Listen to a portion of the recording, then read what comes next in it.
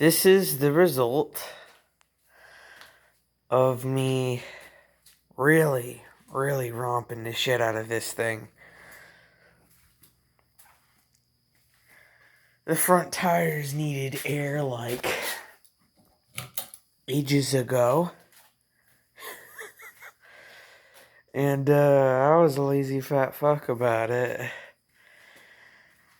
And no, this tire isn't wrecked. It's just flat as hell. And I bet you, once I took off the valve cap, it went flat. Bet you it leaks through the valve. Which wouldn't shock me.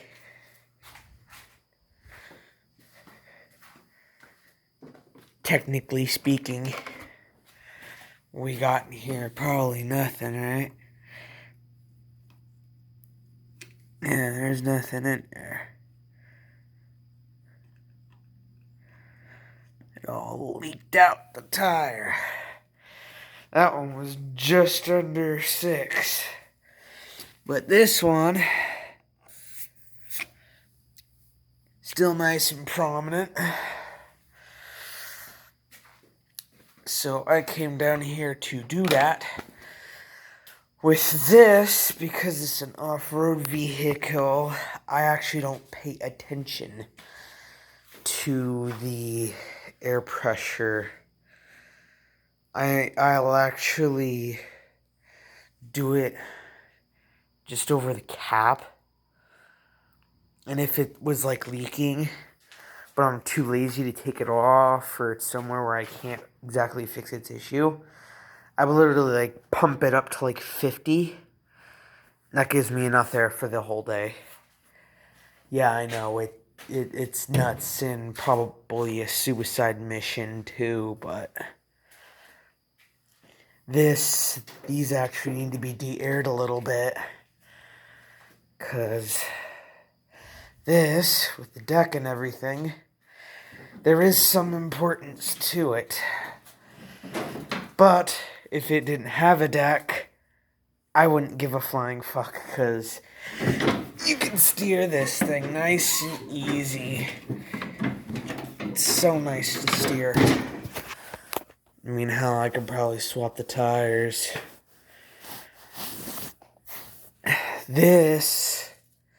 No, other way around. This is actually had the rear tires off of this.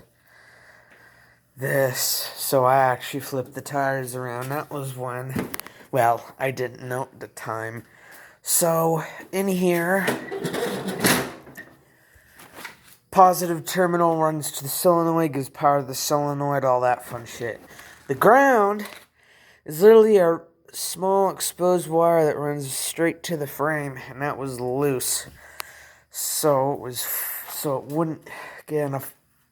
The ground was bad, so it wouldn't be able to do what it's got to do. And so yeah, that's how that happened. Yeah, I gotta work on this, tweak it, make it right. Despite these tires being actually old, probably crap. If I, say, if one of those tires got, shredded, beyond fixing, if it wasn't no pinhole, it was, shredded, I would actually put one of those back on there. I would do the original front too, but I wouldn't do it for long. The rear too, hell no. Those tires were janky as shit.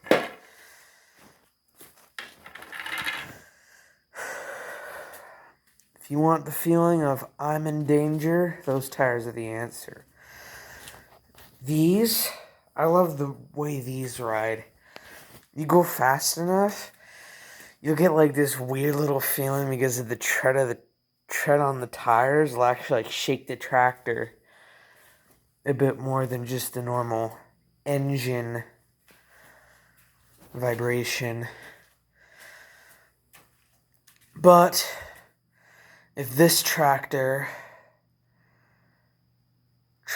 deck dies first, and is nearing tax return, I bet you money my dad would just walk into a Home Depot and walk out with another JD.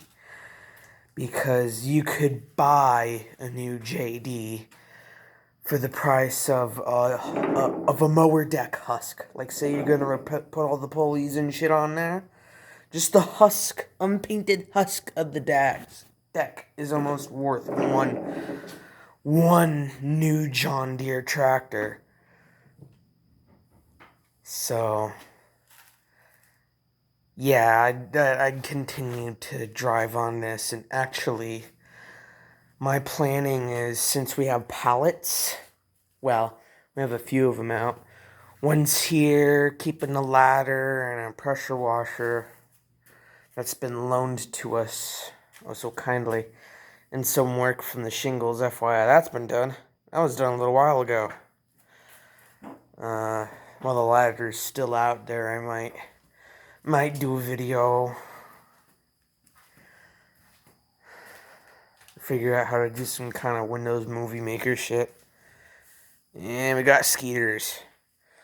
Of course, it isn't New York. It isn't a summer night in New York without skeeters. Yeah, the new deck husks for one of these, and all of the issues this tractor have are fixable. Literally, the only major issue, S in parentheses, with this tractor, are preventing it from being easy to run, is that right there, the battery. Now, it does have a sensor problem. I've had to close the sensor, but I actually don't really care about that, because if I did take on ownership of that, I'd be breaking a pair of dikes, because when it's this, safety don't matter. I literally cut out every single safety in this tractor. I think actually one button is still there, but the wires are gone from it on the harness. They're cut and capped. So I could probably actually pull that and the wires could come out, but I don't want to make any more missing components of the wiring harness on this. Hell, bad enough, I could probably just rewire the entire thing. It was actually a consideration between me and Dad.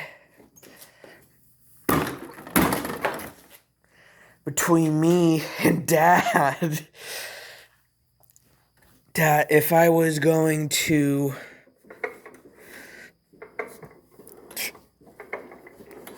lift the engine out of it and clean the frame underneath it and paint it the color of the body, which I'm probably never going to do that, but the point is we would cut out every single wire, cut all of them, and just kind of like put off to the sides the ones we made like for the lights and shit. The lights, these are actually just really only wired into a wire here. That one. Yeah, that one. That is the headlight wire, which is how I've been able to wire all kinds of funny contraptions to this in terms of lighting. I mean, am I ready to basically gut this thing entirely and rip the harness out and relay it to make it act like it never had safeties? No. Unless if there was something major, like say major rust, which even at that I'm not really concerned of, considering how this thing is. I mean, you know the thing of is if you've built it, you know how to rip it apart again. I could easily tear this thing back down to the way it was when I got it if it was to blow up any way, shape, or form. But I am a bit of a stubborn mule when it comes to machines. You know, I'm kind of like, fuck, the body's good. You know, I can do something with this. You know? I mean, it is actually really difficult to get me to let go of something that's actually running. Unless if I've already kind of like placed the tag on it in my mind, like right on there that says this is to be sold. No, not to get too attached to it. You know, I was there like, yeah, you know, the mud run. You know, I actually didn't have any faith in the mud run at all. I didn't even think it'd run really long because of how it and what happened to it. But, I mean, hell, it's running. It runs. And I'm driving the hell out of it. I need to buy a new bulb. I need to buy a lot of shit for this. Over winter. So, fall, last time we do the lawn, I'm going to clean off the deck. Like, take it out. Take it out of the machine altogether. Just take it out, drop it in the wagon, bring it over, hose it down, get all the grass off of it, and then bring the tractor out, and then do the underbody. Just do the underbody, clean it up. Clean her up, make her look nice. Get a good warm day in the fall, and, you know, you can just wet yourself up all you want. Because right here is rust. I don't want to chip at it. There's bubbling right here. Yeah. I think there's some over here. It went from bubbling to chipping by gear shift. The same is starting to happen at the bottom here. Or so I thought. I think it's definitely happening in here, but I bet you I can't see it. All on the edges of the body is bubbling. You got scratches there. I think I actually remember what those are from. I think that was from me scratching it with something. I could probably... My dad knows a guy who makes dirt bike graphics. I could probably get him to make a Wally sticker for this if I really cared. Under here, besides 50 pounds of mud, I saw, yep, right along the line there. If I pop the tire off, you'd be able to see all the rust. So, yeah. Over the winter, this thing's probably going to be a mini working of when my dad redid the rocker panels on his truck. Because I was actually going to start tearing at it after it wouldn't start because the seat was broken. Wouldn't do anything in terms of mower deck. But, I mean, this thing is a really good running machine, you know.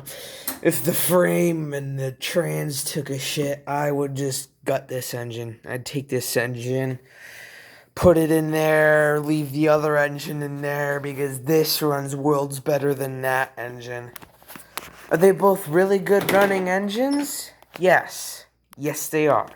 I also have to account that this is half its age in terms of years younger than this. This is a 22-year-old engine. While it's actually particularly new because it sat for the majority of its life, it was still exposed to the elements. Now, I bet you money that is an oil change, oil leak, because that looks fresh, but that's for later. I bet you money I do gotta fill this. If I do, I'll just put a little bit of my dad's truck oil into it.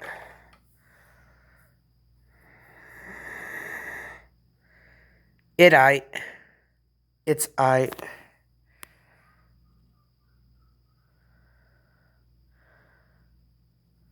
So, how to read a dipstick 101 here.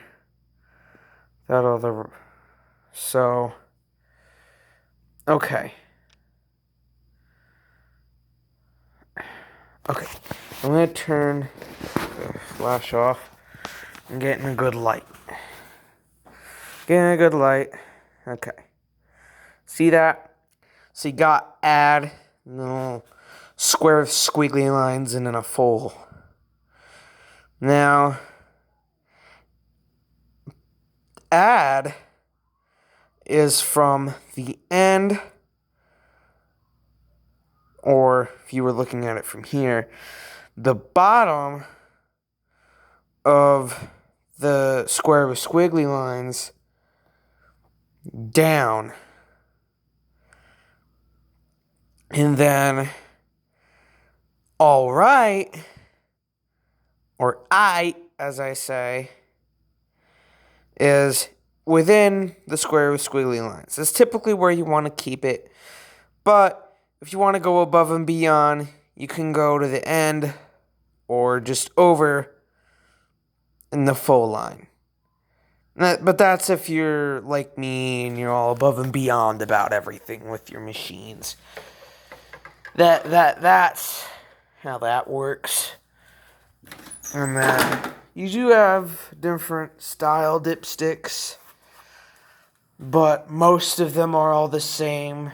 What I mean by different styles, they either snap in, screw in. I'm actually really a stickler about getting oil over the engine cover of this one. Now, while this oil is the color of my soul, it is a little bit different.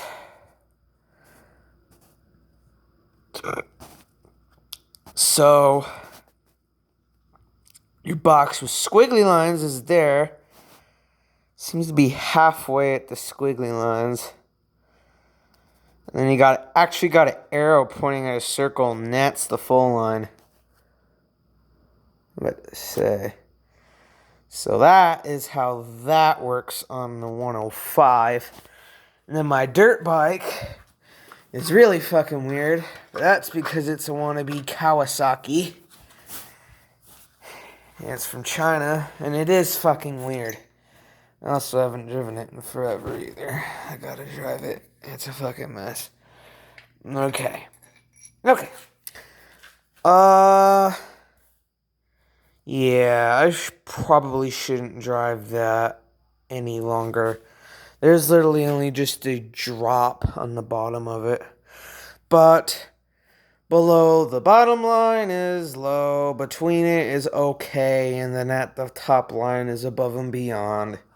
Pretty typical. And then I think Dad's is just a screw-in port. I'm shocked this thing hasn't thrown a rod or something. I'm honestly proud of this stupid thing now for not throwing a rod. Because it has no oil in it. It has virtually no oil in it. I gotta work on that, but that one too, I gotta put a tube in it. Scooch. But this actually has an oil in it too. But I think with this, yeah, it ain't no dipstick. It tells you what you gotta put in, and then you put it in. That's how my old quad was. It was literally just a screw on. It was literally just a cap. Kind of like a bottle cap, you know? Dipstick cap, but without the dipstick. Yeah, I'm gonna be cleaning this up, and oh, it's fucking gross. It's got mildew and shit on it. Nasty ass thing. But I gotta start driving it. I've been a fucking slacker. I haven't driven this thing in since this was having electrical issues. Well, no, there's a picture of it pulling the trailer. And it's behind it. But this still had numerous electrical problems. Just the major starting problem was solved. It had light issues. The toggles were all messed up. I didn't know where they were. I got 50 fucking projects. And nothing to do with them. Well, that's my bad joke. What I'm trying to say is I got a lot of shit to do. And I should be busy instead of rambling behind a phone screen like some kind of fucking nut job. But, yeah. What can I say? You know? When you're in the middle of some fucking old-ass basement from 1957, what you gonna expect? Yeah, I'm gonna pull this beauty out. Work on her. And since she's a little dirt bike, for most of you dirt bike riders, you know, I don't have to have it out all in here. I was actually trying to design a ramp that I could actually kind of pull right along and pull up in there, because there is space to actually have a lawnmower parked like this right in here. But I'd probably design that if I actually get, like, say, hit with a truck and actually survive and every bone in my body is broken except for my right hand. Then, yeah, there's a will, there's a way, they say, right? Yeah. I'm actually going to bring that up in there. I'm going to work on it. Clean it. Make it not look like, it's been sitting down here as long as this one has.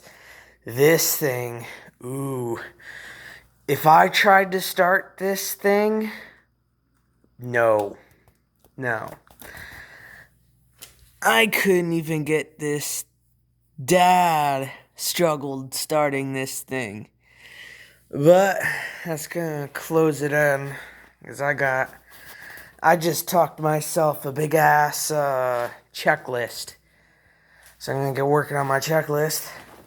I'm gonna wish you a great rest of your Saturday. Or whatever day it is you're watching this on. You know, and wonderful, you get the idea, and more wonderful days to come.